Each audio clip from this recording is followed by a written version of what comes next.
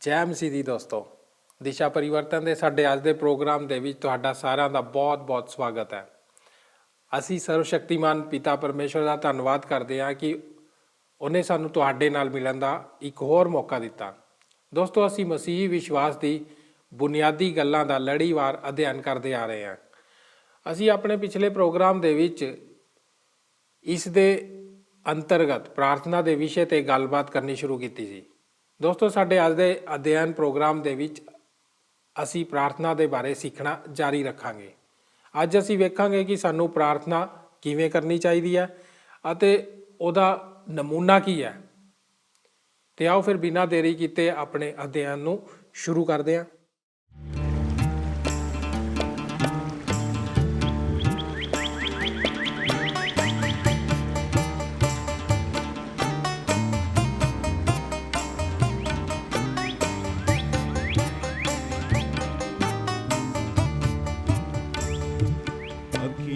चुकना मैं पल पहाड़ा मदद लई मैं किसनू पुकारा।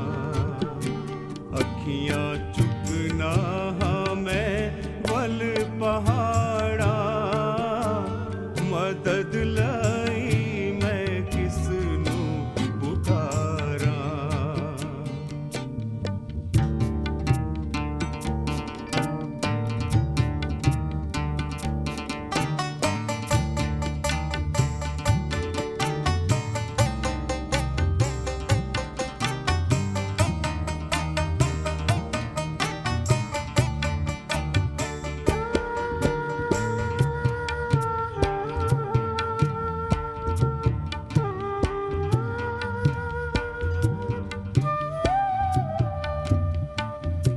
मेरी मदद नू रब आप ही आया।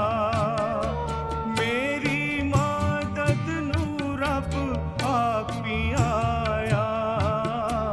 जिने धरती आकाश बनाया तेरे पैरां नू देवे खुलारा। मदद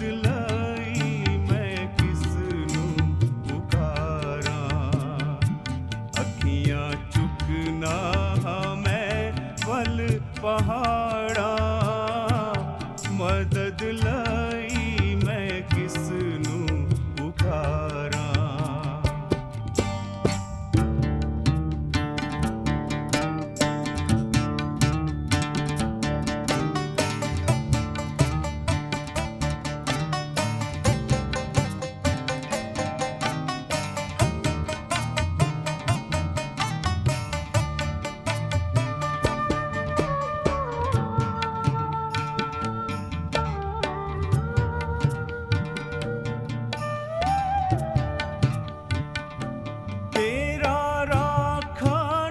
कदी उंगलावे तेरा राखा ना कदी उंगलावे। तेरे रब नू निंदर भी ना आवे। इसराइल दियां रखदा उताड़ा मदद लई मैं किसनू पुकारा। अखियां चुकना मैं पल पहाड़ा मदद लई मैं किसनू पुकारा।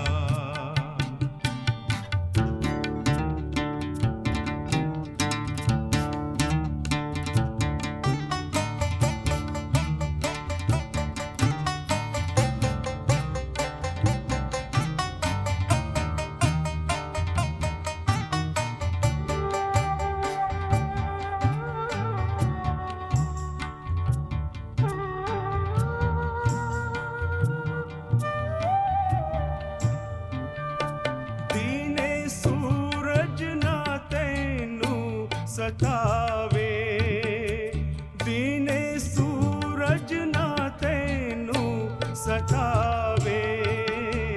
राती चन भी ना कुछ दुख पहुँचावे।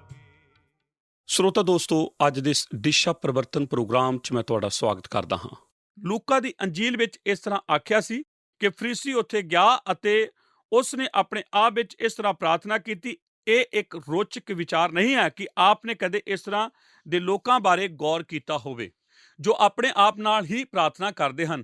ਹੋ ਸਕਦਾ ਹੈ ਕਿ ਪਰਮੇਸ਼ਰ ਸੁਣ ਰਿਹਾ ਹੋਵੇ, ਪਰ ਉਹ ਤਾਂ ਦੂਸਰਾ ਵਿਚਾਰ ਹੈ, ਕਿਉਂਕਿ ਉਹ ਤਾਂ ਆਪਣੇ ਆਪ ਨਾਲ ਹੀ ਗੱਲਾਂ ਕਰਦੇ ਹਨ ਅਤੇ ਪ੍ਰਭੂ ਇਸ ਦੇ ਬਾਰੇ ਹਦਾਇਤ ਦਿੰਦਾ ਹੈ, ਸਾਡੀ ਪ੍ਰਾਰਥਨਾ ਗੈਰ ਕੌਮਾਂ ਦੇ ਲੋਕਾਂ ਵਾਂਗ ਨਾ ਹੋਵੇ।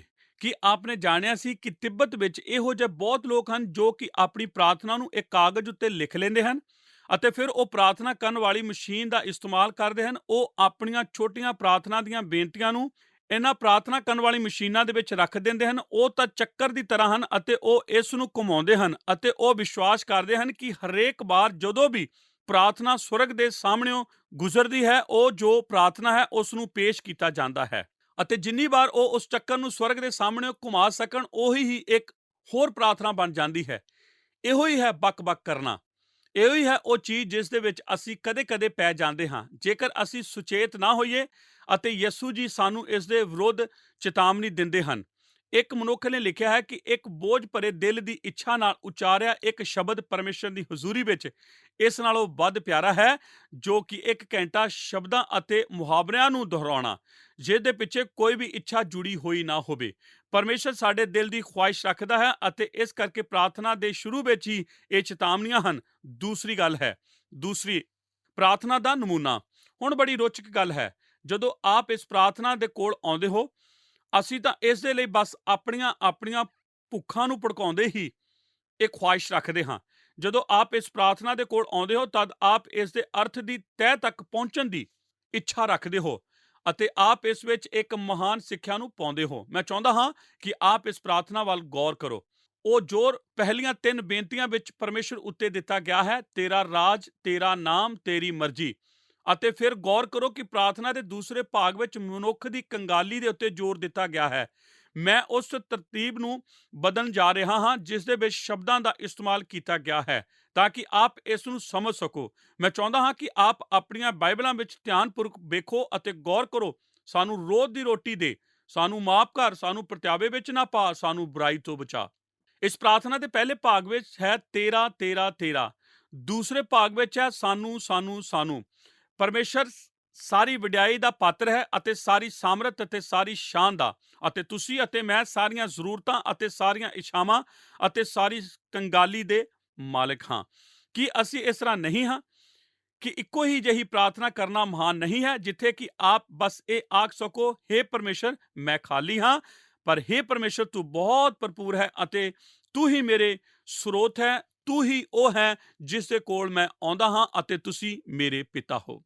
ਸੈਮੂਅਲ ਜਿਬਨਨ ਨੇ ਇੱਕ ਵਾਰ ਲਿਖਿਆ ਸੀ ਕਿ ਇੱਕ ਪ੍ਰਾਰਥਨਾ ਕਰਨ ਵਾਲੇ ਦਿਲ ਦੀ ਹਰ ਸੰਭਵ ਇੱਛਾ ਇਸ ਤਰ੍ਹਾਂ ਹੁੰਦੀ ਹੈ। ਇਹ ਪ੍ਰਾਰਥਨਾ ਆਤਮਿਕ ਜ਼ਰੂਰਤਾਂ ਦੇ ਸਮੁੱਚੇ ਜਗਤ ਨੂੰ ਆਪਣੇ ਵਿੱਚ ਸਮਾਈ ਹੋਈ ਹੈ ਅਤੇ ਬੜੀ ਸਰਲ ਭਾਸ਼ਾ ਵਿੱਚ ਹਰੇਕ ਈਸ਼ਵਰੀ ਵਾਅਦੇ, ਹਰੇਕ ਮਨੁੱਖੀ ਸੋਚ ਅਤੇ ਖਾਹਿਸ਼ ਅਤੇ ਹਰੇਕ ਮਸੀਹੀ ਤਾਂਘ ਜੋ ਦੂਸਰਿਆਂ ਦੀ ਭਲਾਈ ਲਈ ਹੋਵੇ ਉਸ ਨੂੰ ਆਪਣੇ ਆਪ ਵਿੱਚ ਜੋੜਦੀ ਹੈ। ਇਸ ਤਰ੍ਹਾਂ ਇਸ ਪ੍ਰਾਰਥਨਾ ਵਿੱਚ ਉਹ ਸਭ ਕੁਝ ਹੈ ਜੋ ਕਿ ਸਾਨੂੰ ਪ੍ਰਾਰਥਨਾ ਕਰਦੇ ਵਕਤ ਕਰਨ ਦੀ ਜ਼ਰੂਰਤ ਹੈ। ਕੁਝ ਸਾਲ ਪਹਿਲਾਂ ਮੈਂ ਪ੍ਰਭੂ ਵਾਲੀ ਪ੍ਰਾਰਥਨਾ ਦਾ ਅਧਿਐਨ ਕੀਤਾ ਸੀ ਅਤੇ ਪ੍ਰਭੂ ਦੇ ਨਾਲ ਆਪਣੀ ਚਾਲ ਵਿੱਚ ਕੁਝ ਸਮੇਂ ਲਈ ਮੈਂ ਹਰ ਰੋਜ਼ ਇਸ ਪ੍ਰਾਰਥਨਾ ਦੀ ਰੂਪ-ਰੇਖਾ ਦੇ ਅਨੁਸਾਰ ਮੈਂ ਪ੍ਰਾਰਥਨਾ ਕਰਦਾ ਹੁੰਦਾ ਸੀ। ਮੈਂ ਆਪ ਨੂੰ ਦੱਸ ਦੇਵਾਂ ਕਿ ਇਹ ਕਿਵੇਂ ਕਾਰਜਸ਼ੀਲ ਹੁੰਦਾ ਹੈ, ਕਿਉਂਕਿ ਇਹ ਤਾਂ ਇੱਕ ਬਹੁਤ ਹੀ ਉਤੇਜਿਤ ਚੀਜ਼ ਹੈ ਜਿਸ ਨੂੰ ਅਸੀਂ ਕਰ ਸਕਦੇ ਹਾਂ। ਭਾਗ ਊੜਾ, ਉਸਤਤ। ਸਭ ਤੋਂ ਪਹਿਲਾਂ ਇਸ ਪ੍ਰਾਰਥਨਾ ਦਾ ਆਰੰਭ ਉਸਤਤ ਨਾਲ ਹੁੰਦਾ ਹੈ ਅਤੇ ਬਾਈਬਲ ਸਾਨੂੰ ਦੱਸਦੀ ਹੈ ਕਿ ਸਾਨੂੰ ਪਰਮੇਸ਼ਰ ਦੀ ਹਜ਼ੂਰੀ ਵਿੱਚ ਉਸਤਤ ਅਤੇ ਧੰਨਵਾਦ ਕਰਦਿਆਂ ਆਉਣਾ ਚਾਹੀਦਾ ਹੈ। ਇਹ ਆਖਦੀ ਹੈ ਤੇਰਾ ਨਾਮ ਪਵਿੱਤਰ ਮਾਨਾ ਜਾਏ। ਮੁੱਖ ਤੌਰ ਤੇ ਇਸ ਦਾ ਅਰਥ ਹੁੰਦਾ ਹੈ ਕਿ ਅਸੀਂ ਪਰਮੇਸ਼ਰ ਕੋਲ ਆਉਂਦੇ ਹਾਂ ਅਤੇ ਪਹਿਲਾ ਕੰਮ ਜੋ ਅਸੀਂ ਕਰਦੇ ਹਾਂ ਉਹ ਇਹ ਹੈ ਕਿ ਅਸੀਂ ਉਸ ਦਾ ਆਦਰ ਕਰਦੇ ਹਾਂ ਅਤੇ ਅਸੀਂ ਉਸ ਦੀ ਬੰਦਗੀ ਕਰਦੇ ਹਾਂ ਅਤੇ ਉਸ ਦੀ ਉਸਤਤ ਕਰਦੇ ਹਾਂ। ਆਪ ਵਿੱਚੋਂ ਕਿੰਨੇ ਕੁ ਇਹ ਜਾਣਦੇ ਹਨ ਕਿ ਪਰਮੇਸ਼ਰ ਦੀ ਹਜ਼ੂਰੀ ਵਿੱਚ ਜਾਣਾ ਕਿੰਨਾ ਆਸਾਨ ਹੁੰਦਾ ਹੈ ਅਤੇ ਆਪ ਦੇ ਕੋਲ ਆਪਣੀ ਕਰਿਆਨੇ ਦੀ ਲਿਸਟ ਹੁੰਦੀ ਹੈ ਅਤੇ ਆਪ ਉਸ ਸੂਚੀ ਦੇ ਅੱਧ ਵਿੱਚ ਪਹੁੰਚ ਜਾਂਦੇ ਹੋ ਤੇ ਅਚਾਨਕ ਹੀ ਆਪ ਇਹ ਜਾਣਦੇ ਹੋ ਕਿ ਆਪ ਨੇ ਤਾਂ ਪਰਮੇਸ਼ਰ ਦੇ ਬਾਰੇ ਕੋਈ ਵੀ ਅੱਛੀ ਗੱਲ ਆਖੀ ਹੀ ਨਹੀਂ। ਠੀਕ ਇਸ ਪ੍ਰਾਰਥਨਾ ਦੇ ਸ਼ੁਰੂ ਤੋਂ ਲੈ ਕੇ ਮੈਂ ਇਹ ਜਾਣਦਾ ਹਾਂ ਕਿ ਇਸ ਝੁਕਾਓ ਦੇ ਬਾਰੇ, ਕਿਉਂਕਿ ਇਹ ਸਾਨੂੰ ਪ੍ਰੇਰਨਾ ਦਿੰਦਾ ਹੈ। ਉਹ ਕਿਹੜੀ ਚੀਜ਼ ਹੈ ਜਿਹੜੀ ਸਾਨੂੰ ਪ੍ਰੇਰਨਾ ਦਿੰਦੀ ਹੈ? ਉਹ ਚੀਜ਼ਾਂ ਜੋ ਕਿ ਅਸੀਂ ਆਪਣੇ ਦਿਲ ਦੇ ਵਿੱਚ ਮਹਿਸੂਸ ਕਰਦੇ ਹਾਂ, ਜ਼ਰੂਰਤਾਂ, ਪਰਮੇਸ਼ਰ ਸਭ ਤੋਂ ਪਹਿਲਾਂ ਇਹ ਚਾਹੁੰਦਾ ਹੈ ਕਿ ਅਸੀਂ ਉਸ ਦੇ ਕੋਲ ਆਈਏ ਅਤੇ ਅਸੀਂ ਬੰਦਗੀ ਅਤੇ ਉਸਤਤ ਨਾਲ ਉਸ ਪ੍ਰਾਰਥਨਾ ਦੇ ਦਰਵਾਜ਼ੇ ਨੂੰ ਖੋਲੀਏ। ਪਰਮੇਸ਼ਰ ਦੇ ਨਾਮਾਂ ਨੂੰ ਲਈਏ, ਭਜਨਾਂ ਨੂੰ ਲਈਏ ਅਤੇ ਕਿਸੇ ਵੀ ਚੀਜ਼ ਨੂੰ ਲਓ ਜਿਸ ਦੀ ਆਪ ਖੁਆਇਸ਼ ਰੱਖਦੇ ਹੋ ਅਤੇ ਆਪ ਨੂੰ ਉਸ ਦੀ ਉਸਤਤ ਕਰਨ ਵਿੱਚ ਮਦਦ ਕਰੇਗਾ। ਪਰ ਮੈਂ ਵੇਖਦਾ ਹਾਂ ਕਿ ਜਦੋਂ ਮੈਂ ਪਹਿਲਾਂ ਉਸਤਤ ਕਰਦਾ ਹੁੰਦਾ ਸਾਂ, ਧਿਆਨ ਨਾਲ ਸੁਣਨਾ ਮਾਨਸਿਕ ਤੌਰ ਤੇ ਇਹ ਰਚਨਾਤਮਕ ਤੌਰ ਤੇ ਮਦਦਗਾਰ ਹੁੰਦਾ ਹੈ, ਕਿਉਂਕਿ ਜੇਕਰ ਆਪ ਪਰਮੇਸ਼ਰ ਦੇ ਕੋਲ ਕਰਿਆਨੇ ਦੀਆਂ ਜ਼ਰੂਰਤਾਂ ਦੀ ਇੱਕ ਵੱਡੀ ਸੂਚੀ ਲੈ ਕੇ ਪਰਮੇਸ਼ਰ ਦੇ ਕੋਲ ਆਉਂਦੇ ਹੋ, ਅਤੇ ਜ਼ਿਆਦਾਤਰ ਲੋਕਾਂ ਦੇ ਕੋਲ ਹੁੰਦੀ ਹੀ ਹੈ, ਇਸ ਤੋਂ ਪਹਿਲਾਂ ਜੇਕਰ ਆਪ ਉਸ ਨੂੰ ਉੱਚਾ ਕੀਤਾ ਹੋਇਆ ਅਤੇ ਉਸ ਦੀ ਸਾਰੀ ਮਹਾਨਤਾ ਅਤੇ ਸ਼ਕਤੀ ਦੇ ਵਿੱਚ ਸਰਬ ਉੱਚ ਪਰਮੇਸ਼ਰ ਕਰਕੇ ਉਸ ਨੂੰ ਨਹੀਂ ਵੇਖਦੇ, ਤਦ ਆਪ ਦੀ ਪ੍ਰਾਰਥਨਾ ਵਿੱਚ ਆਪ ਨੂੰ ਇਹ ਭਰੋਸਾ ਨਹੀਂ ਮਿਲੇਗਾ ਕਿ ਆਪ ਨੇ ਇਹ ਸਭ ਕੁਝ ਨਹੀਂ ਜਾਣਿਆ। ਆਪਣੀ ਪ੍ਰਾਰਥਨਾ ਵਿੱਚ ਹੋਰ ਕੁਝ ਵੀ ਕਰਨ ਤੋਂ ਪਹਿਲਾਂ ਪਰਮੇਸ਼ਰ ਨੂੰ ਮਹਾਨ ਕਰਕੇ ਜਾਣੋ। ਸਭ ਤੋਂ ਪਹਿਲਾਂ ਉਸ ਦੀ ਉਸਤਤ ਕਰੋ। ਭਾਗ ਐੜਾ ਪ੍ਰਾਥਮਿਕਤਾਵਾਂ। ਫਿਰ ਉਸ ਤੋਂ ਬਾਅਦ ਪ੍ਰਾਥਮਿਕਤਾਵਾਂ ਆਉਂਦੀਆਂ ਹਨ। ਤੇਰਾ ਰਾਜ ਆਵੇ, ਤੇਰੀ ਮਰਜ਼ੀ ਜਿਸ ਤਰ੍ਹਾਂ ਸਵਰਗ ਵਿੱਚ ਪੂਰੀ ਹੁੰਦੀ ਹੈ ਧਰਤੀ ਉੱਤੇ ਵੀ ਹੋਵੇ। ਜੇਕਰ ਪਰਮੇਸ਼ਰ ਦੀ ਇੱਛਾ ਧਰਤੀ ਉੱਤੇ ਇਸ ਤਰ੍ਹਾਂ ਪੂਰੀ ਹੋਵੇ ਜਿਸ ਤਰ੍ਹਾਂ ਇਹ ਸਵਰਗ ਵਿੱਚ ਹੁੰਦੀ ਹੈ, ਤਦ ਆਪ ਦੇ ਜੀਵਨ ਦੇ ਵਿੱਚ, ਇਸ ਜਗਤ ਦੇ ਵਿੱਚ ਕੀ ਕੁਝ ਵਰਪੇਗਾ। ਪਰਮੇਸ਼ਰ ਦੀ ਮਰਜ਼ੀ ਸਵਰਗ ਵਿੱਚ ਕਿਵੇਂ ਪੂਰੀ ਹੁੰਦੀ ਹੈ? ਸੰਪੂਰਨ ਤੌਰ ਤੇ, ਪੂਰੀ ਤਰ੍ਹਾਂ, ਸਮੁੱਚੇ ਤੌਰ ਤੇ, ਅਤੇ ਇਸ ਤਰ੍ਹਾਂ ਇਹ ਇੱਕ ਭਲੀ ਚੀਜ਼ ਹੈ।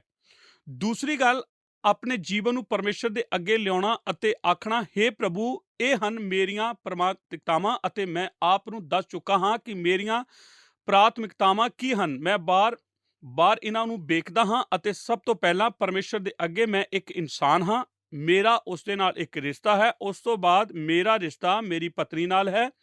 ਇੱਕ ਮੇਰੀ ਹਿੱਸੇਦਾਰੀ ਹੈ ਅਤੇ ਮੇਰਾ ਉਸ ਦੇ ਨਾਲ ਇੱਕ ਰਿਸ਼ਤਾ ਹੈ। ਇਸ ਤੋਂ ਬਾਅਦ ਮੈਂ ਆਪਣੇ ਬੱਚਿਆਂ ਦੇ ਲਈ ਇੱਕ ਮਾਪਾ ਹਾਂ ਅਤੇ ਮੇਰਾ ਉਹਨਾਂ ਦੇ ਨਾਲ ਇੱਕ ਰਿਸ਼ਤਾ ਹੈ। ਅਤੇ ਫਿਰ ਮੈਂ ਇੱਕ ਕਲੀਸਿਆ ਦਾ ਪਾਸਵਾਨ ਹਾਂ ਅਤੇ ਹਰੇਕ ਜੋ ਇਹ ਸਮਝਦਾ ਹੈ ਉਹ ਇਸ ਅਸਲੀਅਤ ਨੂੰ ਉੱਚਾ ਚੁੱਕਦਾ ਹੈ ਕਿ ਜੋ ਕਲੀਸਿਆ ਹੈ ਉਹ ਚੌਥੇ ਨੰਬਰ ਤੇ ਆਉਂਦੀ ਹੈ। ਸਾਨੂੰ ਚੌਥੇ ਨੰਬਰ ਤੇ ਹੋਣ ਦੀ ਜ਼ਰੂਰਤ ਹੈ ਕਿਉਂਕਿ ਮੇਰਾ ਰਿਸ਼ਤਾ ਸਭ ਤੋਂ ਪਹਿਲਾਂ ਪਰਮੇਸ਼ਰ ਨਾਲ ਹੈ, ਫਿਰ ਮੇਰੀ ਪਤਨੀ, ਮੇਰੇ ਬੱਚੇ ਅਤੇ ਫਿਰ ਉਹ ਕੰਮ ਜੋ ਪਰਮੇਸ਼ਰ ਨੇ ਮੈਨੂੰ ਕਰਨ ਲਈ ਬੁਲਾਇਆ ਹੈ। ਹੁਣ ਆਪ ਦੇ ਜੀਵਨ ਵਿੱਚ ਕੀ ਵਰਪੇਗਾ? ਜੇਕਰ ਆਪ ਪਰਮੇਸ਼ਰ ਕੋਲ ਆਓ ਅਤੇ ਉਸ ਨੂੰ ਆਖੋ, ਤੇਰੀ ਮਰਜ਼ੀ ਧਰਤੀ ਉੱਤੇ ਇਸ ਤਰ੍ਹਾਂ ਪੂਰੀ ਹੋਵੇ ਜਿਵੇਂ ਕਿ ਇਹ ਸਵਰਗ ਵਿੱਚ ਹੈ। ਮੇਰਾ ਆਪ ਦੇ ਨਾਲ ਸੰਬੰਧ ਦੇ ਵਿੱਚ, ਮੇਰੇ ਪਤਨੀ ਦੇ ਸੰਬੰਧ ਵਿੱਚ, ਮੇਰੇ ਬੱਚਿਆਂ ਦੇ ਸੰਬੰਧ ਵਿੱਚ ਅਤੇ ਇੱਕ ਕਲੀਸਿਆ ਦੇ ਅੰਦਰ ਮੇਰੀ ਅਗਵਾਈ ਦੇ ਸੰਬੰਧ ਵਿੱਚ ਇਹਨਾਂ ਪ੍ਰਾਥਮਿਕਤਾਵਾਂ ਦੇ ਰਾਹੀਂ ਪ੍ਰਾਰਥਨਾ ਕਰੋ। ਈਡੀ ਭਾਗ ਇੰਤਜ਼ਾਮ। ਸਭ ਤੋਂ ਪਹਿਲਾਂ ਇੱਥੇ ਉਸਤਤ, ਫਿਰ ਪ੍ਰਾਥਮਿਕਤਾਵਾਂ ਅਤੇ ਫਿਰ ਇੰਤਜ਼ਾਮ ਦਾ ਜ਼ਿਕਰ ਹੈ। ਆਪ ਵਿੱਚੋਂ ਕਿੰਨੀਆਂ ਜ਼ਰੂਰਤਾਂ ਹਨ? ਸਾਨੂੰ ਰੋਜ਼ ਦੀ ਰੋਟੀ ਅੱਜ ਦੇ। ਆਪ ਵਿੱਚ ਕੁਝ ਇਹ ਸੋਚ ਰਹੇ ਹਨ, ਪਾਸਵਾਨ ਜੀ, ਇੱਥੇ ਦੋ ਤਰ੍ਹਾਂ ਦੀ ਰੋਟੀ ਦਾ ਜ਼ਿਕਰ ਹੈ, ਤੁਸੀਂ ਕਿਸ ਕਿਸਮ ਦੀ ਰੋਟੀ ਦੀ ਗੱਲ ਕਰ ਰਹੇ ਹੋ? ਦੋ ਕਿਸਮਾਂ ਦੀਆਂ ਰੋਟੀਆਂ। ਕਿਸ ਕਿਸਮ ਦੀ ਤੁਹਾਡੀ ਜ਼ਰੂਰਤ ਹੈ? ਤੁਹਾਡੀ ਜ਼ਰੂਰਤ ਕਿਸੇ ਤਰ੍ਹਾਂ ਦੀ ਵੀ ਹੋਵੇ, ਕਿਉਂ ਜੋ ਸਾਡੀਆਂ ਜ਼ਰੂਰਤਾਂ ਨੂੰ ਪੂਰਾ ਕਰਨ ਦੇ ਲਈ ਪਰਮੇਸ਼ਰ ਦੀ ਇੱਛਾ ਦਾ ਚਿੰਨ੍ਹ ਹੈ ਉਸ ਦਾ ਸਾਡੇ ਲਈ ਇੰਤਜ਼ਾਮ ਕਰਨਾ। ਉਸਤਤ ਨਾਲ ਆਰੰਭ ਕਰੋ। ਉਸ ਤੋਂ ਬਾਅਦ ਫਿਰ ਆਪਣੀਆਂ ਪ੍ਰਾਥਮਿਕਤਾਵਾਂ ਦੇ ਰਾਹੀਂ ਕਾਰਜਸ਼ੀਲ ਹੋਵੋ ਅਤੇ ਫਿਰ ਆਪਣੀਆਂ ਜ਼ਰੂਰਤਾਂ ਨੂੰ ਅੱਗੇ ਰੱਖੋ।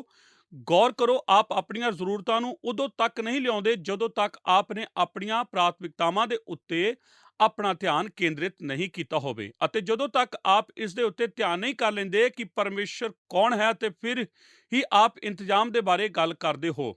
ਵਿਅਕਤੀਗਤ ਸੰਬੰਧ, ਸੱਸਾ ਭਾਗ। ਅਤੇ ਫਿਰ ਜਦੋਂ ਆਪ ਆਪਣੇ ਇੰਤਜ਼ਾਮ ਦੇ ਨਾਲ ਨਿਪਟ ਚੁੱਕੇ ਹੋ ਤਦ ਆਪ ਵਿਅਕਤੀਗਤ ਸੰਬੰਧਾਂ ਦੇ ਬਾਰੇ ਗੱਲ ਕਰਦੇ ਹੋ ਅਤੇ ਮੈਂ ਚਾਹੁੰਦਾ ਹਾਂ ਆਪ ਇਸ ਉੱਤੇ ਗੌਰ ਕਰੋ। ਪਰ ਜਿਵੇਂ ਕਿ ਅਸੀਂ ਵੇਖਦੇ ਹਾਂ ਕਿ ਇਹੋ ਹੀ ਪ੍ਰਾਰਥਨਾ ਇੱਕੋ ਇੱਕ ਭਾਗ ਹੈ ਜਿਸ ਨੂੰ ਕਿ ਬਾਅਦ ਵਿੱਚ ਜ਼ੋਰ ਦੇਣ ਲਈ ਦੁਹਰਾਇਆ ਗਿਆ ਹੈ। ਸਾਡੇ ਪਾਪ ਮਾਫ ਕਰ ਜਿਵੇਂ ਕਿ ਅਸੀਂ ਆਪਣੇ ਪਾਪ ਕਰਨ ਵਾਲਿਆਂ ਨੂੰ ਮਾਫ ਕਰਦੇ ਹਾਂ। ਅਤੇ ਜਦੋਂ ਆਪ ਪ੍ਰਾਰਥਨਾ ਦੇ ਅੰਤ ਵਿੱਚ ਪਹੁੰਚਦੇ ਹੋ, ਇਹ ਆਖਦਾ ਹੈ ਕਿ ਜੇਕਰ ਆਪ ਇਸ ਤਰ੍ਹਾਂ ਨਹੀਂ ਕਰਦੇ ਤਦ ਤੁਹਾਡਾ ਪਿਤਾ ਜੋ ਸਵਰਗ ਵਿੱਚ ਹੈ ਉਹ ਵੀ ਤੁਹਾਨੂੰ ਮਾਫ ਨਹੀਂ ਕਰੇਗਾ। ਮੇਰਾ ਭਾਵ ਹੈ ਇਹ ਤਾਂ ਇੱਕ ਭਿਆਨਕ ਵਿਚਾਰ ਹੈ ਜੋ ਕਿ ਇਸ ਪ੍ਰਾਰਥਨਾ ਵਿੱਚ ਇੱਥੇ ਸਾਡੇ ਇੱਕ ਦੂਜੇ ਨਾਲ ਸੰਬੰਧ ਦੀ ਕੁੰਜੀ ਹੈ। ਜਦੋਂ ਅਸੀਂ ਇਸ ਪ੍ਰਾਰਥਨਾ ਦੇ ਰਾਹੀਂ ਅਰਦਾਸ ਕਰਦੇ ਹਾਂ, ਜਦੋਂ ਅਸੀਂ ਇਸ ਰੂਪ ਰੇਖਾ ਦੇ ਅਨੁਸਾਰ ਪ੍ਰਾਰਥਨਾ ਕਰਦੇ ਹਾਂ ਤਦ ਅਸੀਂ ਪਰਮੇਸ਼ਰ ਦੀ ਉਸਤਤ ਕਰ ਰਹੇ ਹਾਂ।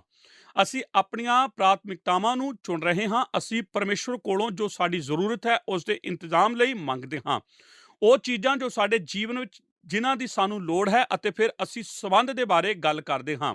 ਹੇ ਪਰਮੇਸ਼ਰ, ਕੀ ਮੇਰੀ ਜ਼ਿੰਦਗੀ ਵਿੱਚ ਕੋਈ ਹੈ ਜਿਸ ਨੂੰ ਮੈਂ ਮਾਫ ਨਹੀਂ ਕਰ ਚੁੱਕਾ? ਕਿਉਂਕਿ ਆਪ ਆਖ ਚੁੱਕੇ ਹੋ ਕਿ ਤੁਸੀਂ ਚਾਹੁੰਦੇ ਹੋ ਕਿ ਮੈਨੂੰ ਮਾਫ ਕਰੋ। ਠੀਕ ਉਸੇ ਤਰ੍ਹਾਂ ਜਿਸ ਤਰ੍ਹਾਂ ਮੈਂ ਦੂਸਰਿਆਂ ਨੂੰ ਮਾਫ ਕਰਦਾ ਹਾਂ, ਇਸ ਤਰ੍ਹਾਂ ਆਪ ਰਿਸ਼ਤਿਆਂ ਦੇ ਨਾਲ, ਸੰਬੰਧਾਂ ਦੇ ਨਾਲ ਨਿਪਟਦੇ ਹੋ। ਮੈਂ ਆਪ ਨੂੰ ਆਪਣੇ ਹੱਥ ਉੱਚੇ ਕਰਨ ਦੇ ਲਈ ਨਹੀਂ ਆਖ ਰਿਹਾ, ਪਰ ਕੀ ਜੋ ਜੀਵਨ ਹੈ ਰਿਸ਼ਤਿਆਂ ਦੀ ਚੁਣੌਤੀ ਦੇ ਨਾਲ ਭਰਿਆ ਹੋਇਆ ਨਹੀਂ। ਦੋਸਤੀ ਅਤੇ ਕਦੇ-ਕਦੇ ਪਰਿਵਾਰਿਕ ਰਿਸ਼ਤੇ ਅਤੇ ਕੰਮਕਾਰ ਅੰਦਰ ਵਿੱਚ ਪਾਏ ਜਾਣ ਵਾਲੇ ਰਿਸ਼ਤੇ, ਆਪ ਵਿੱਚੋਂ ਕਿੰਨੇ ਕੁ ਇਹ ਜਾਣਦੇ ਹਨ ਕਿ ਆਪ ਰਿਸ਼ਤਿਆਂ ਦੇ ਬਾਰੇ ਹਰ ਰੋਜ਼ ਪ੍ਰਾਰਥਨਾ ਕਰ ਸਕਦੇ ਹੋ ਅਤੇ ਇਹ ਤੁਹਾਡੇ ਲਈ ਮਦਦਗਾਰ ਹੋਵੇਗਾ? ਜੀ ਹਾਂ, ਆਮੀਨ। ਅਤੇ ਇਹ ਠੀਕ ਇੱਥੇ ਰੂਪ ਰੇਖਾ ਦੇ ਵਿੱਚ ਮੌਜੂਦ ਹੈ। ਭਾਗ ਹਾ, ਸੁਰੱਖਿਆ। ਹੁਣ ਆਓ ਅਸੀਂ ਯਾਦ ਕਰੀਏ, ਆਪ ਪਰਮੇਸ਼ਰ ਦੀ ਉਸਤਤ ਕਰਦੇ ਹੋਏ, ਆਪ ਆਪਣੀਆਂ ਪ੍ਰਾਥਮਿਕਤਾਵਾਂ ਦੇ ਨਾਲ ਨਿਪਟਦੇ ਹੋਏ ਅਤੇ ਆਪ ਪਰਮੇਸ਼ਰ ਕੋਲੋਂ ਉਹ ਮੰਗਦੇ ਹੋ ਜੋ ਵੀ ਤੁਹਾਡੀ ਜ਼ਰੂਰਤ ਹੈ। ਆਪ ਆਪਣੇ ਨਿੱਜੀ ਰਿਸ਼ਤਿਆਂ ਦੇ ਬਾਰੇ ਗੱਲਬਾਤ ਕਰਦੇ ਹੋ ਅਤੇ ਫਿਰ ਆਪ ਪਰਮੇਸ਼ਰ ਕੋਲੋਂ ਸੁਰੱਖਿਆ ਦੇ ਲਈ ਮੰਗਦੇ ਹੋ। ਹੇ ਪ੍ਰਭੂ, ਮੈਨੂੰ ਪ੍ਰਤਿਆਵੇ ਵਿੱਚ ਨਾ ਪਾ, ਪਰ ਮੈਨੂੰ ਬੁਰਾਈ ਤੋਂ ਬਚਾ। ਹੇ ਪ੍ਰਭੂ, ਅੱਜ ਮੇਰੀ ਰੱਖਿਆ ਕਰ। ਆਪ ਜਾਣਦੇ ਹੋ, ਅੱਜ ਦੇ ਜ਼ਮਾਨੇ ਵਿੱਚ ਇੱਕ ਮਸੀਹ ਹੋਣਾ ਇੱਕ ਬਰੂਦੀ ਸੁਰੰਗ ਵਾਲੇ ਖੇਤਰ ਵਿੱਚ ਹਰ ਰੋਜ਼ ਘੁੰਮਣ ਦੀ ਤਰ੍ਹਾਂ ਹੈ। ਕਿ ਆਪ ਨਹੀਂ ਜਾਣਦੇ ਕਿ ਆਪ ਉਸ ਉੱਤੇ ਆਪਣਾ ਕਦਮ ਰੱਖਣ ਜਾ ਰਹੇ ਹੋ। ਠੀਕ ਆਪ ਦੇ ਚਿਹਰੇ ਉੱਤੇ ਸੁਰੰਗ ਫਟਣ ਵਾਲੀ ਹੈ। ਆਪ ਨੂੰ ਤਾਂ ਬਸ ਪਰਮੇਸ਼ਰ ਕੋਲੋਂ ਇਹ ਮੰਗਣ ਦੀ ਜ਼ਰੂਰਤ ਹੈ ਕਿ ਉਹ ਆਪ ਦੀ ਮਦਦ ਕਰੇ ਕਿ ਆਪ ਉੱਥੇ ਉਸ ਮਾਰਗ ਦੇ ਵਿੱਚ ਨਾ ਚੱਲੋ ਜਿੱਥੇ ਕਿ ਬੁਰਾਈ ਹੈ, ਅਤੇ ਉਸ ਦੀ ਸੁਰੱਖਿਆ ਦੇ ਲਈ ਆਪ ਉਸ ਨੂੰ ਮੰਗੋ। ਭਾਗ ਕੱਕਾ, ਉਸਤਤ। ਅਤੇ ਫਿਰ ਉੱਥੇ ਹੀ ਇਹ ਖਤਮ ਹੁੰਦਾ ਹੈ ਜਿੱਥੇ ਇਸ ਦਾ ਆਰੰਭ ਹੋਇਆ ਸੀ, ਵਾਪਸ ਸਿੰਘਾਸਨ ਵਾਲੇ ਕਮਰੇ ਦੇ ਵਿੱਚ ਦੁਬਾਰਾ ਫਿਰ, ਕਿਉਂਕਿ ਰਾਜ ਅਤੇ ਸ਼ਕਤੀ ਅਤੇ ਮਹਿਮਾ ਹਮੇਸ਼ਾ ਤੇਰੇ ਹੀ ਹਨ।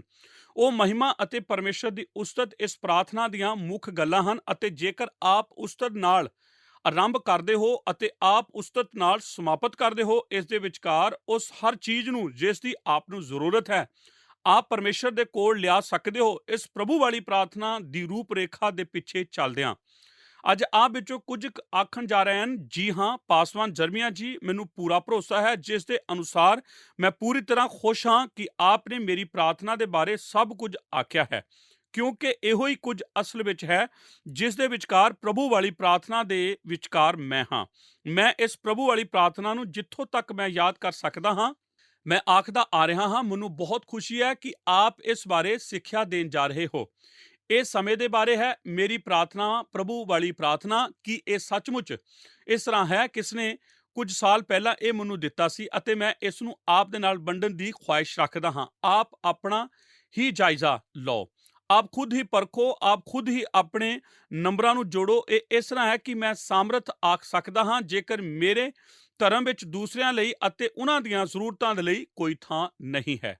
ਕੀ ਮੈਂ ਪਿਤਾ ਆਖ ਸਕਦਾ ਹਾਂ ਜੇਕਰ ਹਰ ਰੋਜ਼ ਜਿਸ ਵਿੱਚ ਮੈਂ ਜਿਉਂਦਾ ਹਾਂ ਇਸ ਰਿਸ਼ਤੇ ਦਾ ਪ੍ਰਦਰਸ਼ਨ ਨਹੀਂ ਕਰਦਾ? ਕੀ ਮੈਂ ਆਖ ਸਕਦਾ ਹਾਂ ਜੋ ਸਵਰਗ ਵਿੱਚ ਹੈ ਜੇਕਰ ਮੇਰੀਆਂ ਸਾਰੀਆਂ ਰੁਚੀਆਂ ਅਤੇ ਨਜ਼ਰੀਏ ਸਿਰਫ ਧਰਤੀ ਉੱਤੇ ਹਨ? ਕੀ ਮੈਂ ਆਖ ਸਕਦਾ ਹਾਂ ਤੇਰਾ ਨਾਮ ਪਾਕ ਮੰਨਿਆ ਜਾਏ ਜੇਕਰ ਮੈਂ ਜੋ ਕੁਝ ਉਸ ਦੇ ਨਾਮ ਦੇ ਦੁਆਰਾ ਬੁਲਾਇਆ ਗਿਆ ਹਾਂ ਪਵਿੱਤਰ ਨਹੀਂ ਹਾਂ? ਕੀ ਮੈਂ ਤੇਰਾ ਰਾਜ ਆਵੇ ਆਖ ਸਕਦਾ ਹਾਂ ਜੇਕਰ ਮੈਂ ਆਪਣੀ ਖੁਦ ਦੀ ਸਰਬ ਉੱਚਤਾ ਨੂੰ ਤਿਆਗਣ ਦੀ ਇੱਛਾ ਨਹੀਂ ਰੱਖ ਰਿਹਾ ਅਤੇ ਪਰਮੇਸ਼ਰ ਦੇ ਧਰਮੀ ਰਾਜ ਨੂੰ ਕਬੂਲ ਨਹੀਂ ਕਰ ਰਿਹਾ? ਕੀ ਮੈਂ ਆਖ ਸਕਦਾ ਹਾਂ ਕਿ ਤੇਰੀ ਮਰਜ਼ੀ ਪੂਰੀ ਹੋਵੇ ਜੇਕਰ ਉਹ ਸਭ ਜਿਸ ਦੀ ਮੈਂ ਦੇਖਭਾਲ ਕਰਦਾ ਹਾਂ ਉਹ ਮੇਰੀ ਆਪਣੀ ਹੀ ਇੱਛਾ ਹੈ ਅਤੇ ਮੈਂ ਇਸ ਨੂੰ ਆਪਣੇ ਜੀਵਨ ਵਿੱਚ ਆਪਣੇ ਉੱਤੇ ਥੋਪੇ ਜਾਣ ਦੇ ਕਾਰਨ ਨਿਰਾਸ਼ ਹਾਂ? ਕੀ ਮੈਂ ਆਖ ਸਕਦਾ ਹਾਂ ਇਸ ਧਰਤੀ ਉੱਤੇ ਜਿਸ ਤਰ੍ਹਾਂ ਸਵਰਗ ਵਿੱਚ ਪੂਰੀ ਹੁੰਦੀ ਹੈ, ਜਦੋਂ ਤੱਕ ਮੈਂ ਸੱਚਮੁੱਚ ਆਪਣੇ ਆਪ ਨੂੰ ਉਸ ਦੀ ਸੇਵਾ ਇਸ ਧਰਤੀ ਉੱਤੇ ਕਰਨ ਦੇ ਲਈ ਤਿਆਰ ਨਹੀਂ? ਕੀ ਮੈਂ ਆਖ ਸਕਦਾ ਸਾਨੂੰ ਅੱਜ ਦੀ ਰੋਟੀ ਅੱਜ ਦੇ ਬਿਨਾਂ ਇਸ ਦੇ ਲਈ ਕਿ ਇਮਾਨਦਾਰੀ ਦੀ ਕੋਸ਼ਿਸ਼ ਕਰਦਿਆਂ ਜਾਂ ਫਿਰ ਆਪਣੇ ਸਾਥੀ ਮਨੁੱਖ ਦੀਆਂ ਜ਼ਰੂਰਤਾਂ ਨੂੰ ਅਣਦੇਖੀ ਕਰਦਿਆਂ? ਕੀ ਮੈਂ ਆਖ ਸਕਦਾ ਹਾਂ ਸਾਡੇ ਕਰਜ਼ ਮਾਫ ਕਰ ਜਿਸ ਤਰ੍ਹਾਂ ਅਸੀਂ ਆਪਣੇ ਕਰਜ਼ਾਈਆਂ ਨੂੰ ਮਾਫ ਕਰਦੇ ਹਾਂ? ਜੇਕਰ ਮੈਂ ਆਪਣੇ ਗੁਆਂਢੀ ਦੇ ਵਿਰੁੱਧ ਕ੍ਰੋਧ ਕਰਦਾ ਯਾਰੀ ਰੱਖਦਾ ਹਾਂ, ਕੀ ਮੈਂ ਆਖ ਸਕਦਾ ਹਾਂ ਕਿ ਸਾਨੂੰ ਪ੍ਰਤਿਆਵੇ ਵਿੱਚ ਨਾ ਪਾ ਜੇਕਰ ਮੈਂ ਜਾਣ ਬੁੱਝ ਕੇ ਇਹੋ ਜਿਹੀਆਂ ਸਥਿਤੀਆਂ ਦੇ ਵਿੱਚ ਰਹਿਣਾ ਚਾਹੁੰਦਾ ਹਾਂ ਜਿੱਥੇ ਕਿ ਮੈਨੂੰ ਪ੍ਰਤਿਆਇਆ ਜਾਣਾ ਸੁਭਾਵਿਕ ਹੋਵੇ? ਕੀ ਮੈਂ ਆਖ ਸਕਦਾ ਸਾਨੂੰ ਬੁਰਾਈ ਤੋਂ ਬਚਾ ਜੇਕਰ ਮੈਂ ਰੂਹਾਨੀ ਖੇਤਰ ਵਿੱਚ ਪ੍ਰਾਰਥਨਾ ਦੇ ਹਥਿਆਰ ਦੇ ਨਾਲ ਲੜਨ ਲਈ ਤਿਆਰ ਨਹੀਂ ਹਾਂ? ਕੀ ਮੈਂ ਆਖ ਸਕਦਾ ਹਾਂ ਤੇਰਾ ਰਾਜ ਆਵੇ ਜੇਕਰ ਮੈਂ ਰਾਜੇ ਦੇ ਅੱਗੇ ਇੱਕ ਸ਼ਾਹੀ ਵਿਸ਼ੇ ਦੀ ਆਗਿਆਕਾਰੀ ਅਨੁਚਿਤ ਹੋ ਕੇ ਨਹੀਂ ਕਰਦਾ? ਕੀ ਮੈਂ ਆਖ ਸਕਦਾ ਹਾਂ ਰਾਜ ਤੇਰਾ ਹੈ, ਸਾਮਰਥ ਤੇਰੀ ਹੈ ਜੇਕਰ ਮੈਂ ਇਸ ਤੋਂ ਡਰਦਾ ਹਾਂ ਕਿ ਜੋ ਕੁਝ ਮੈਂ ਕਰਦਾ ਹਾਂ ਉਸ ਦੇ ਬਾਰੇ ਮੇਰੇ ਦੋਸਤ ਅਤੇ ਗੁਆਂਢੀ ਕੀ ਆਖਣ ਜਾ ਰਹੇ ਹਨ? ਕੀ ਮੈਂ ਆਖ ਸਕਦਾ ਹਾਂ ਤੇਰੀ ਹੀ ਮਹਿਮਾ ਹੈ ਜੇਕਰ ਮੈਂ ਆਪਣੇ ਆਪ ਦੇ ਲਈ ਵਡਿਆਈ ਨੂੰ ਪਾਉਣ ਦੇ ਲਈ ਹਮੇਸ਼ਾ ਹੀ ਤੱਕਦਾ ਹਾਂ? ਕੀ ਮੈਂ ਆਖ ਸਕਦਾ ਹਾਂ ਸਦਾ ਜੇਕਰ ਮੇਰੀ ਸਾਰੀ ਚਿੰਤਾ ਅੱਜ ਦੇ ਬਾਰੇ ਹੀ ਹੈ? ਕੀ ਮੈਂ ਆਮੀਨ ਆਖ ਸਕਦਾ ਹਾਂ ਜਦੋਂ ਤੱਕ ਕਿ ਮੈਂ ਇਮਾਨਦਾਰੀ ਨਾਲ ਨਹੀਂ ਆਖਦਾ ਕਿ ਇਸ ਦੀ ਕੀਮਤ ਭਾਵੇਂ ਕੁਝ ਵੀ ਹੋਵੇ? हे परमेश्वर, ਮੇਰੀ ਪ੍ਰਾਰਥਨਾ ਇਹੋ ਹੀ ਹੈ। ਮੇਰੇ ਦੋਸਤੋ, ਇਸ ਪ੍ਰਾਰਥਨਾ ਨੂੰ ਆਪਣੀ ਪ੍ਰਾਰਥਨਾ ਬਣਾਓ, ਸਿਰਫ ਇਸੇ ਕਰਕੇ ਕਿਉਂਕਿ ਆਪ ਨੇ ਇਸ ਨੂੰ ਮੂੰਹ ਜ਼ਬਾਨੀ ਯਾਦ ਕੀਤਾ ਸੀ। ਜੇਕਰ ਅਸੀਂ ਇਸ ਪ੍ਰਾਰਥਨਾ ਦੇ ਦੁਆਰਾ ਜਕੜੇ ਜਾਈਏ ਤਦ ਇਹ ਸਾਨੂੰ ਕੁਝ ਆਖਣ ਦੇ ਲਈ ਦੇਣ ਤੋਂ ਬਹੁਤ ਵੱਧ ਕੇ ਸਾਡੇ ਲਈ ਇਹ ਕਰੇਗਾ। ਜਦੋਂ ਅਸੀਂ ਆਪਣੇ ਸਿਰਾਂ ਨੂੰ ਝੁਕਾਉਂਦੇ ਹਾਂ, ਪਰ ਇਹ ਸਾਨੂੰ ਪਰਮੇਸ਼ਰ ਦੇ ਨਾਲ ਸੰਗਤ ਵਿੱਚ ਹੋ ਕੇ ਚੱਲਣ ਦਾ ਕਾਰਨ ਹੀ ਬਣਾਵੇਗਾ। ਸਭ ਤੋਂ ਵੱਧ ਸੰਪੂਰਨ ਅਤੇ ਸ਼ਕਤੀਸ਼ਾਲੀ ਮਨੁੱਖ ਦੇ ਪਰਮੇਸ਼ਰ ਪ੍ਰਤੀ ਸਮਰਪਣ ਦਾ ਪ੍ਰਗਟਾਵਾ ਪ੍ਰਭੂ ਵਾਲੀ ਪ੍ਰਾਰਥਨਾ ਹੈ। ਕੁਝ ਸਾਲ ਪਹਿਲਾਂ ਇੱਕ ਦੱਖਣੀ ਹਸਪਤਾਲ ਵਿੱਚ ਯੁੱਧ ਦੇ ਦੌਰਾਨ ਇੱਕ ਨੌਜਵਾਨ ਮਨੁੱਖ ਮਰਨ ਦੇ ਕਰੀਬ ਸੀ ਅਤੇ ਫੌਜੀ ਹਸਪਤਾਲ ਦੇ ਪਾਸਵਾਨ ਨੇ ਉਸ ਨਾਲ ਪ੍ਰਾਰਥਨਾ ਕਰਨ ਦੇ ਲਈ ਉਸ ਦੀਆਂ ਡਿਊਟੀਆਂ ਦੇ ਉੱਤੇ ਤੈਨਾਤ ਹੋਣ ਦੇ ਸਮੇਂ ਉਸ ਦੇ ਕੋਲ ਲਿਆਂਦਾ ਗਿਆ। ਉਸ ਪਾਸਵਾਨ ਦੇ ਦਿਲ ਦੇ ਅੰਦਰ ਜੋ ਕੁਝ ਸੀ, ਉਸ ਨੇ ਉਸ ਨੂੰ ਆਖਿਆ ਕਿ ਉੱਥੇ ਉਸ ਮਨੁੱਖ ਦੇ ਅੱਗੇ ਪ੍ਰਭੂ ਵਾਲੀ ਪ੍ਰਾਰਥਨਾ ਨਾ ਕਰਨ, ਇੱਕ ਚੰਗਾ ਕੰਮ ਹੋਵੇਗਾ। ਇਸ ਤਰ੍ਹਾਂ ਕਰਨ ਦੀ ਆਦਤ ਉਸ ਨੂੰ ਨਹੀਂ ਸੀ, ਪਰ ਉਹ ਉਸ ਜਵਾਨ ਸਿਪਾਹੀ ਦੇ ਬਿਸਤਰ ਦੇ ਲਾਗੇ ਆਇਆ। ਉਸ ਨੇ ਪ੍ਰਭੂ ਵਾਲੀ ਪ੍ਰਾਰਥਨਾ ਕੀਤੀ। ਜਦੋਂ ਉਸ ਨੇ ਸਮਾਪਤ ਕੀਤਾ, ਉਸ ਲੜਕੇ ਦੀਆਂ ਅੱਖਾਂ ਹੰਝੂਆਂ ਨਾਲ ਭਰੀਆਂ ਹੋਈਆਂ ਸਨ ਅਤੇ ਉਸ ਪਾਸਵਾਨ ਨੇ ਉਸ ਨੂੰ ਉੱਤਰ ਦੇਣ ਦੀ ਕੋਸ਼ਿਸ਼ ਕੀਤੀ ਅਤੇ ਮਸੀਹ ਲਈ ਉਸ ਦੀ ਜ਼ਰੂਰਤ ਬਾਰੇ ਉਸ ਨਾਲ ਗੱਲ ਕਰਨ ਦੀ ਕੋਸ਼ਿਸ਼ ਕੀਤੀ। ਉਹ ਲੜਕਾ ਜੋ ਕੁਝ ਆਖਦਾ ਸੀ ਉਹ ਤਾਂ ਸਿਰਫ ਇਹੋ ਹੀ ਸੀ, ਮੇਰੀ ਮਾਤਾ ਕਈ ਸਾਲ ਪਹਿਲਾਂ ਮੇਰੇ ਨਾਲ ਇਹ ਪ੍ਰਾਰਥਨਾ ਕਰਦੀ ਹੁੰਦੀ ਸੀ। ਇਸ ਨੂੰ ਦੁਬਾਰਾ ਫਿਰ ਸੁਣਨਾ ਕਿੰਨਾ ਅੱਛਾ ਸੀ। ਇਹ ਅਕਸਰ ਇਸੇ ਤਰ੍ਹਾਂ ਹੀ ਹੁੰਦਾ ਹੈ ਜਦੋਂ ਆਪ ਪਰਮੇਸ਼ਰ ਤੋਂ ਦੂਰ ਰਹਿ ਰਹੇ ਹੋ। ਕੀ ਕੁਝ ਆਪ ਜਾਣਿਆ ਪਛਾਣਿਆ ਜੋ ਆਪ ਸਮਝਦੇ ਹੋ ਅਤੇ ਇਹ ਆਪ ਨੂੰ ਵਾਪਸ ਲਿਆਉਣ ਦਾ ਕਾਰਨ ਬਣਦਾ ਹੈ। ਆਪ ਵਿੱਚ ਕੁਝ ਕੁ ਨੇ ਇਸ ਦਾ ਅਨੁਭਵ ਕੀਤਾ ਹੈ। ਉਹ ਪਾਸਵਾਨ ਆਪਣੀ ਡਿਊਟੀ ਦੇ ਚੱਕਰ ਲਗਾਉਂਦੇ ਰਿਹਾ। ਅਗਲੇ ਦਿਨ ਉਹ ਹਸਪਤਾਲ ਵਿੱਚ ਸੀ। ਉਹ ਉਸ ਨੌਜਵਾਨ ਸਿਪਾਹੀ ਨੂੰ ਦੇਖਣ ਲਈ ਗਿਆ, ਪਰ ਜਦੋਂ ਉਹ ਉਸ ਦੇ ਕਮਰੇ ਦੇ ਕੋਲ ਆਇਆ, ਉਸ ਦਾ ਬਿਸਤਰ ਸਾਫ਼ ਅਤੇ ਦੁਬਾਰਾ ਲਗਾਇਆ ਗਿਆ ਸੀ। ਜਦੋਂ ਉਸਨੇ ਉਸ ਦੇ ਦੇਖਭਾਲ ਕਰਨ ਵਾਲੇ ਨੂੰ ਪੁੱਛਿਆ ਤਦ ਉਸ ਨੇ ਦੱਸਿਆ ਗਿਆ ਸੀ ਕਿ ਉਹ ਨੌਜਵਾਨ ਸਿਪਾਹੀ ਮਰ ਚੁੱਕਾ ਸੀ, ਪਰ ਉਸ ਨੇ ਕਿਹਾ ਕਰੀਬ ਤੁਹਾਡੇ ਜਾਣ ਤੋਂ 1 ਘੰਟਾ ਬਾਅਦ ਉਹ ਇਸ ਜੀਵਨ ਦੇ ਵਿੱਚੋਂ ਪਾਰ ਲੰਘ ਗਿਆ। ਆਪ ਨੂੰ ਇਹ ਗੱਲ ਬੜੀ ਰੋਚਕ ਲੱਗੇਗੀ ਕਿ ਉਸਨੇ ਕੀ ਆਖਿਆ ਸੀ। ਉਹ ਪ੍ਰਾਰਥਨਾ ਕਰ ਰਿਹਾ ਸੀ ਬੜੀ ਉੱਚੀ ਅਤੇ ਉਸਨੇ ਆਖਿਆ ਸੀ, ਮੇਰੇ ਪਿਤਾ, ਹਾਂ ਮਾਤਾ, ਉਹ ਮੇਰਾ ਪਿਤਾ ਹੈ। ਮੈਂ ਉਸ ਨੂੰ ਕਬੂਲ ਕਰ ਲਿਆ ਹੈ। ਉਹ ਮੇਰਾ ਪਿਤਾ ਹੈ ਤੇ ਮੈਂ ਜਲਦੀ ਹੀ ਤੇਰੇ ਕੋਲ ਅਤੇ ਸਵਰਗ ਵਿਚਲੇ ਆਪਣੇ ਪਿਤਾ ਦੇ ਕੋਲ ਆ ਰਿਹਾ ਹਾਂ। ਮੇਰੇ ਦੋਸਤੋ, ਇਹ ਪ੍ਰਭੂ ਵਾਲੀ ਪ੍ਰਾਰਥਨਾ ਆਪ ਨਹੀਂ ਕਰ ਸਕਦੇ ਜੇਕਰ ਪਰਮੇਸ਼ਰ ਤੁਹਾਡਾ ਪਿਤਾ ਨਹੀਂ ਹੈ। ਆਪ ਆਖਦੇ ਹੋ, ਜੀ ਹਾਂ, ਕਿ ਹਰ ਕੋਈ ਪਰਮੇਸ਼ਰ ਦੇ ਘਰਾਣੇ ਵਿੱਚ ਨਹੀਂ ਹੈ। ਮੈਨੂੰ ਡਰ ਹੈ ਕਿ ਇਹ ਇਸ ਤਰ੍ਹਾਂ ਨਹੀਂ ਹੈ। ਇਸ ਜਗਤ ਵਿੱਚ 2 ਤਰ੍ਹਾਂ ਦੇ ਘਰਾਣੇ ਹਨ। ਜੇਕਰ ਆਪ ਪਰਮੇਸ਼ਰ ਦੇ ਘਰਾਣੇ ਦੇ ਵਿੱਚ ਕਦੇ ਵੀ ਨਹੀਂ ਜਨਮੇ, ਤਾਂ ਜੇਕਰ ਆਪ ਨੇ ਮਸੀਹ ਉੱਤੇ ਆਪਣੇ ਨਿੱਜੀ ਮੁਕਤੀਦਾਤਾ ਵਜੋਂ ਕਦੇ ਵਿਸ਼ਵਾਸ ਨਹੀਂ ਕੀਤਾ, ਤਦ ਆਪ ਪਰਮੇਸ਼ਰ ਦੀ ਸੰਤਾਨ ਨਹੀਂ ਹੋ ਅਤੇ ਪਰਮੇਸ਼ਰ ਤੁਹਾਡਾ ਪਿਤਾ ਨਹੀਂ ਹੈ। ਇਸ ਕਰਕੇ ਆਪ ਪ੍ਰਾਰਥਨਾ ਨਾ ਕਰੋ ਜੋ ਤੁਹਾਡੇ ਨਾਲ ਜੁੜੀ ਹੋਈ ਨਹੀਂ ਹੈ। ਇਹ ਪ੍ਰਾਰਥਨਾ ਉਹਨਾਂ ਲੋਕਾਂ ਲਈ ਹੈ ਜਿਨ੍ਹਾਂ ਨੇ ਮਸੀਹ ਉੱਤੇ ਨੇਚਾ ਕਰ ਲਈ ਹੈ ਅਤੇ ਉਹ ਨਵਾਂ ਜਨਮ ਆਤਮਿਕ ਤੌਰ ਤੇ ਪਾਉਣ ਦੇ ਰਾਹੀਂ ਉਸ ਦੇ ਘਰਾਣੇ ਦਾ ਇੱਕ ਹਿੱਸਾ ਬਣ ਚੁੱਕੇ ਹਨ। ਪਰ ਖੁਸ਼ਖਬਰੀ ਤਾਂ ਇਹ ਹੈ ਕਿ ਹਰ ਕੋਈ ਜੋ ਵੀ ਚਾਹੇ ਇਸ ਦਾ ਅਨੁਭਵ ਕਰ ਸਕਦਾ ਹੈ ਅਤੇ ਖੁਸ਼ਖਬਰੀ ਇਹ ਵੀ ਹੈ ਕਿ ਇਸ ਨਾਲ ਕੋਈ ਵੀ ਫਰਕ ਨਹੀਂ ਪੈਂਦਾ ਕੌਣ ਹੋ ਅਤੇ ਆਪ ਨੇ ਕੀ ਕੀਤਾ ਹੈ ਅਤੇ ਆਪਣੇ ਜੀਵਨ ਵਿੱਚ ਆਪ ਕਿੱਥੇ ਰਹੇ ਹੋ। ਜੇਕਰ ਆਪ ਪਰਮੇਸ਼ਰ ਦੇ ਘਰਾਣੇ ਦਾ ਹਿੱਸਾ ਬਣਨ ਦੀ ਖੁਆਇਸ਼ ਰੱਖਦੇ ਹੋ ਤਦ ਇਹ ਸੱਦਾ ਤੁਹਾਡੇ ਲਈ ਦਿੱਤਾ ਜਾਂਦਾ ਹੈ ਅਤੇ ਜੋ ਕੁਝ ਆਪ ਨੂੰ ਕਰਨਾ ਪੈਣਾ ਹੈ ਉਹ ਤਾਂ ਇਹੋ ਹੀ ਆਖਣਾ, ਹਾਂ ਮੈਂ ਉਸ ਨੂੰ ਕਬੂਲ ਕਰਾਂਗਾ ਜੋ ਕਿ ਮਸੀਹ ਨੇ ਮੇਰੇ ਲਈ ਸਲੀਬ ਉੱਤੇ ਕੀਤਾ ਸੀ, ਮੇਰੇ ਪਰਮੇਸ਼ਰ ਦੇ ਘਰਾਣੇ ਦੇ ਵਿੱਚ ਦਾਖਲ ਹੋਣ ਦੇ ਵਾਸਤੇ, ਅਤੇ ਫਿਰ ਉਹ ਆਪ ਦਾ ਪਿਤਾ ਹੋਵੇਗਾ ਅਤੇ ਤੁਸੀਂ ਉਸ ਦੇ ਪੁੱਤਰ ਅਤੇ ਧੀਆਂ ਹੋਵੋਗੇ। ਤਦ ਆਪ ਮੇਰੇ ਨਾਲ ਮਿਲ ਕੇ ਇਹ ਕਹਿ ਸਕੋਗੇ, ਮੇਰੇ ਪਿਤਾ ਜੋ ਸਵਰਗ ਵਿੱਚ ਹੈ। ਉਦੋਂ ਤੱਕ ਆਪ ਇਸ ਤਰ੍ਹਾਂ ਨਹੀਂ ਕਹਿ ਸਕਦੇ। ਅਤੇ ਜੇਕਰ ਪ੍ਰਭੂ ਵਾਲੀ ਪ੍ਰਾਰਥਨਾ ਵਿੱਚ ਕੋਈ ਸਬਕ ਹੈ ਸਾਡੇ ਵਿੱਚੋਂ ਉਹਨਾਂ ਲਈ ਜੋ ਵਿਸ਼ਵਾਸੀ ਹਨ, ਤਦ ਉਹ ਇਹ ਹੋ ਸਕਦਾ ਹੈ ਕਿ ਪਰਮੇਸ਼ਰ ਉਸ ਨਾਲੋਂ ਵੱਧ ਜਾਣਦਾ ਹੈ, ਜੋ ਕਿ ਉਸ ਦੇ ਨਾਲ ਨਜ਼ਦੀਕੀ ਸੰਗਤ, ਉਸ ਦੇ ਨਾਲ ਹਰ ਰੋਜ਼ ਦੀ ਚਾਲ ਅਤੇ ਫਿਰ ਉਸ ਨਾਲ ਗੱਲਬਾਤ, ਉਸ ਨਾਲ ਹਰ ਰੋਜ਼ ਸੰਚਾਰ ਦੇ ਬਾਰੇ ਜਾਣਦੇ ਹੋਏ ਉਸ ਨਾਲੋਂ ਵੱਧ ਇੱਛਾ ਰੱਖਦੇ ਹਾਂ। ਬਹੁਤ ਉੱਚੀਆਂ ਸ਼ਬਦਾਂ ਦੀ ਆਵਾਜ਼ ਵਿੱਚ ਹੀ ਨਹੀਂ ਕਿ ਬਕ-ਬਕ ਕਰਨ ਵਿੱਚ, ਬਲਕਿ ਸ਼ਬਦਾਂ ਦੀ ਸਾਦਗੀ ਵਿੱਚ ਜੋ ਕਿ ਸਾਡੇ ਪ੍ਰਭੂ ਦੇ ਦੁਆਰਾ ਉਸ ਦੇ ਚੇਲਿਆਂ ਦੇ ਅੱਗੇ ਪੇਸ਼ ਕੀਤੀ ਗਈ ਸੀ। ਫਾਦਰ ਬਰਾਡੌਨ ਮੀਨਿੰਗ ਇੱਕ ਕੈਥੋਲਿਕ ਪਾਦਰੀ ਸੀ, ਇੱਕ ਅਦਭੁਤ ਲੇਖਕ, ਅਤੇ ਮੈਂ ਵਿਸ਼ਵਾਸ ਕਰਦਾ ਹਾਂ ਇੱਕ ਪਰਮੇਸ਼ਰ ਪ੍ਰਸਤਤ ਮਨੁੱਖ। ਇੱਕ ਵਾਰ ਉਸ ਨੂੰ ਇੱਕ ਰਾਤ ਦੇਰ ਨੂੰ ਬੁਲਾਇਆ ਗਿਆ ਅਤੇ ਪੁੱਛਿਆ ਗਿਆ ਜੇਕਰ ਉਹ ਹਸਪਤਾਲ ਨੂੰ ਜਾ ਸਕਦਾ ਸੀ, ਅਤੇ ਜਦੋਂ ਉਸ ਨੇ ਇਸ ਬਾਰੇ ਪੁੱਛ-ਦੱਸ ਕੀਤੀ ਉਸ ਨੂੰ ਦੱਸਿਆ ਗਿਆ ਕਿ ਉੱਥੇ ਕੋਈ ਹੈ ਸੀ ਜੋ ਕਿ ਬਹੁਤ ਹੀ ਬਿਮਾਰ ਸੀ ਅਤੇ ਉਹਨਾਂ ਨੂੰ ਸੋਚਿਆ ਸੀ ਕਿ ਸ਼ਾਇਦ ਉਹ ਰਾਤ ਨਾ ਕੱਟ ਸਕੇ ਅਤੇ ਉਹ ਨਹੀਂ ਸੀ ਜਾਣਦੇ ਕਿ ਕਿਸ ਨੂੰ ਬੁਲਾਇਆ ਵੇ। ਉਹ ਇੱਕ ਕੈਥੋਲਿਕ ਨਹੀਂ ਸੀ, ਪਰ ਕੀ ਉਹ ਆਖ ਸਕਦਾ ਸੀ? ਫਾਦਰ ਮੀਨਿੰਗ ਗਿਆ ਤੇ ਜਦੋਂ ਉਹ ਹਸਪਤਾਲ ਪਹੁੰਚਿਆ ਉਸਨੇ ਇੱਕ ਮਨੁੱਖ ਨੂੰ ਹਸਪਤਾਲ ਦੇ ਬਿਸਤਰ ਵਿੱਚ ਪਾਇਆ ਅਤੇ ਉੱਥੇ ਇੱਕ ਕੁਰਸੀ ਉਸਦੇ ਬਿਸਤਰ ਦੇ ਲਾਗੇ ਪਈ ਸੀ ਅਤੇ ਜਦੋਂ ਉਸਨੇ ਉਸ ਮਨੁੱਖ ਦੇ ਨਾਲ ਆਪਣੀ ਜਾਣ ਪਛਾਣ ਕੀਤੀ ਜੋ ਕਿ ਇੰਨਾ ਜ਼ਿਆਦਾ ਬਿਮਾਰ ਸੀ, ਉਸ ਮਨੁੱਖ ਨੇ ਆਖਿਆ, ਮੈਂ ਕਿਸੇ ਦੇ ਨਾਲ ਗੱਲ ਕਰਨੀ ਸੀ। ਮੈਂ ਕਿਸੇ ਕਲੀਸਿਆ ਅਧਿਕਾਰੀ ਦੇ ਨਾਲ ਅੱਜ ਰਾਤ ਗੱਲ ਕਰਨ ਸੀ ਕਿਉਂਕਿ ਕੁਝ ਮਹੀਨੇ ਪਹਿਲਾਂ ਕਿਸੇ ਨੇ ਮੈਨੂੰ ਦੱਸਿਆ ਸੀ ਕਿ ਜੇਕਰ ਮੈਂ ਸੱਚਮੁੱਚ ਅਸਲ ਪ੍ਰਾਰਥਨਾ ਦਾ ਅਨੁਭਵ ਕਰਨ ਦੀ ਖੁਆਇਸ਼ ਰੱਖਦਾ ਹਾਂ, ਜੇਕਰ ਮੈਂ ਸੱਚਮੁੱਚ ਉਸ ਤਰ੍ਹਾਂ ਮਹਿਸੂਸ ਕਰਨ ਦੀ ਖੁਆਇਸ਼ ਰੱਖਦਾ ਹਾਂ ਜਿਵੇਂ ਕਿ ਮੈਂ ਪਰਮੇਸ਼ਰ ਨਾਲ ਗੱਲ ਕਰ ਰਿਹਾ ਹਾਂ ਅਤੇ ਮੈਂ ਉਸ ਦੇ ਨਾਲ ਜਦੋਂ ਜਾਹਿਦ ਕਰ ਰਿਹਾ ਸੀ, ਹੋ ਸਕਦਾ ਹੈ ਜੋ ਕੁਝ ਮੈਨੂੰ ਕਰਨਾ ਚਾਹੀਦਾ ਉਹ ਤਾਂ ਇਹੋ ਹੀ ਹੈ ਕਿ ਮੈਂ ਆਪਣੇ ਕਮਰੇ ਵਿੱਚ ਕੁਰਸੀ ਰੱਖਾਂ ਅਤੇ ਬਸ ਵਿਸ਼ਵਾਸ ਕਰਾਂ ਅਤੇ ਆਪਣੇ ਮਨ ਦੇ ਵਿੱਚ ਇਸ ਦੀ ਕਲਪਨਾ ਕਰਾਂ ਕਿ ਪਰਮੇਸ਼ਰ ਉੱਥੇ ਮੌਜੂਦ ਸੀ ਅਤੇ ਉਸ ਦੇ ਨਾਲ ਗੱਲ ਕਰਾਂ। ਉਸ ਨੇ ਆਖਿਆ, ਆਪ ਜਾਣਦੇ ਹੋ ਕਿ ਲੋਕ ਹਸਪਤਾਲ ਵਿੱਚ ਆਉਂਦੇ ਰਹੇ ਹਨ, ਉਹ ਸੋਚਦੇ ਹਨ ਕਿ ਮੈਂ ਪਾਗਲ ਹਾਂ। ਮੈਂ ਪਰਮੇਸ਼ਰ ਨਾਲ ਸਮੇਂ ਦੇ ਦੁਆਰਾ ਗੱਲਾਂ ਕਰਦਾ ਆ ਰਿਹਾ ਹਾਂ। ਹਰ ਹਫ਼ਤੇ ਦੇ ਇਹਨਾਂ ਆਖਰੀ ਦਿਨਾਂ ਵਿੱਚ ਕਦੇ-ਕਦੇ ਮੈਂ ਉਸ ਨਾਲ 2 ਘੰਟੇ ਗੱਲਾਂ ਕਰਦਾ ਹਾਂ ਅਤੇ ਜਦੋਂ ਤੋਂ ਮੈਂ ਇਹ ਜਾਣਨਾ ਸ਼ੁਰੂ ਕੀਤਾ ਹੈ ਕਿ ਇਹ ਇੱਕ ਗੱਲਬਾਤ ਹੈ ਅਤੇ ਇੱਕ ਨਿੱਜੀ ਚੀਜ਼ ਹੈ, ਉਦੋਂ ਤੋਂ ਮੈਂ ਆਪਣੇ ਪ੍ਰੇਮ ਅਤੇ ਸੰਗਤ ਦੇ ਵਿੱਚ ਬਹੁਤ ਵੱਧ ਚੁੱਕਾ ਹਾਂ। ਕਿ ਇਹ ਠੀਕ ਹੈ ਫਾਦਰ ਜੀ, ਕਿ ਇਹ ਠੀਕ ਹੈ? ਉਸ ਨੇ ਆਖਿਆ ਕਿ ਤੂੰ ਜਾਣਦਾ ਹੈ, ਮੈਂ ਸੋਚਦਾ ਹਾਂ ਕਿ ਪਰਮੇਸ਼ਰ ਇਸ ਦੇ ਦੁਆਰਾ ਵਡਿਆਇਆ ਜਾਵੇ, ਸਤਿਕਾਰਿਆ ਜਾਵੇ ਜੋ ਆਪ ਇੱਕ ਨਿੱਜੀ ਅਤੇ ਨਜ਼ਦੀਕੀ ਵਾਲਾ ਰਿਸ਼ਤਾ ਚਾਹੁੰਦੇ ਹੋ, ਜੋ ਕਿ ਸੱਚਮੁੱਚ ਇਹ ਸਮਝਣ ਲਈ ਕਾਫੀ ਹੈ ਕਿ ਜੋ ਕੁਝ ਆਪ ਕਰ ਰਹੇ ਹੋ ਉਹੀ ਹੈ ਜੋ ਆਪ ਨੂੰ ਕਰਨਾ ਚਾਹੀਦਾ ਹੈ। ਕਿ ਪਰਮੇਸ਼ਰ ਚਾਹੁੰਦਾ ਹੈ ਕਿ ਤੁਸੀਂ ਉਸ ਨਾਲ ਗੱਲ ਕਰੋ, ਉਹ ਤੁਹਾਡੀ ਚਿੰਤਾ ਕਰਦਾ ਹੈ, ਉਹ ਤੁਹਾਡੇ ਤੋਂ ਦੂਰ ਕੋਈ ਵੀ ਵਿਅਕਤੀ ਉਹ ਦੇਖਭਾਲ ਕਰਦਾ ਹੈ ਅਤੇ ਤੁਹਾਡੀ ਨਜ਼ਦੀਕੀ ਨਿੱਜੀ ਸੰਗਤ ਦੀ ਖੁਆਇਸ਼ ਰੱਖਦਾ ਹੈ।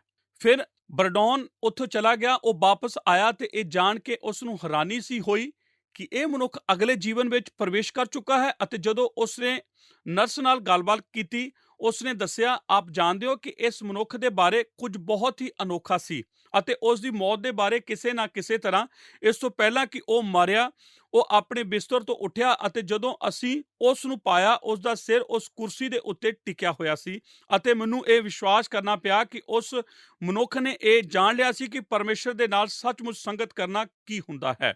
ਉਹ ਤੁਹਾਨੂੰ ਜਾਣਦਾ ਹੈ, ਉਹ ਤੁਹਾਨੂੰ ਪਿਆਰ ਕਰਦਾ ਹੈ, ਉਹ ਚਾਹੁੰਦਾ ਹੈ ਕਿ ਤੁਸੀਂ ਉਸ ਨਾਲ ਗੱਲਬਾਤ ਕਰੋ।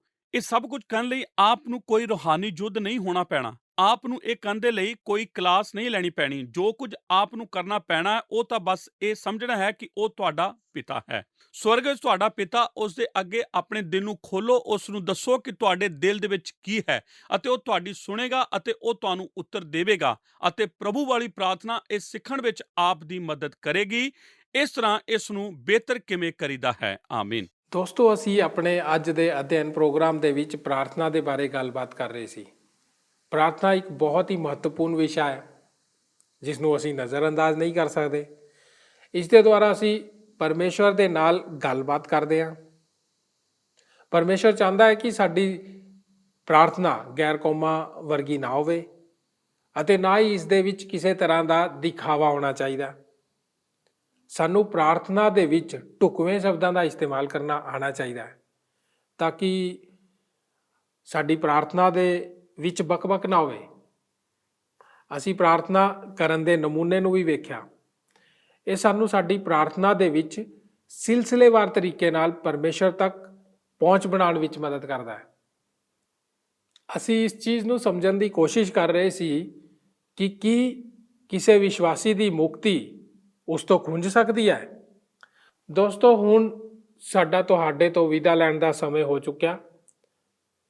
ਅਸੀਂ ਆਪਣੇ ਪ੍ਰੋਗਰਾਮ ਨੂੰ ਇੱਥੇ ਹੀ ਸਮਾਪਤ ਕਰਦੇ ਹਾਂ। ਹੁਣ ਸਾਨੂੰ ਇਜਾਜ਼ਤ ਦਿਓ, ਅਗਲੇ ਪ੍ਰੋਗਰਾਮ ਦੇ ਵਿੱਚ ਫੇਰ ਮਿਲਾਂਗੇ। ਤਦ ਤੱਕ ਦੇ ਲਈ ਸਾਰਿਆਂ ਨੂੰ ਜੈ ਮਸੀਹ ਦੀ। ਕੀ ਤੁਹਾਨੂੰ ਇਹ ਪ੍ਰੋਗਰਾਮ ਪਸੰਦ ਆਇਆ? ਹੁਣੇ ਸਾਨੂੰ ਇੱਕ ਮਿਸ ਕਾਲ ਦਿਓ ਤੇ ਤੁਸੀਂ ਅਗਲੇ ਜੇਤੂ ਹੋ ਸਕਦੇ ਹੋ।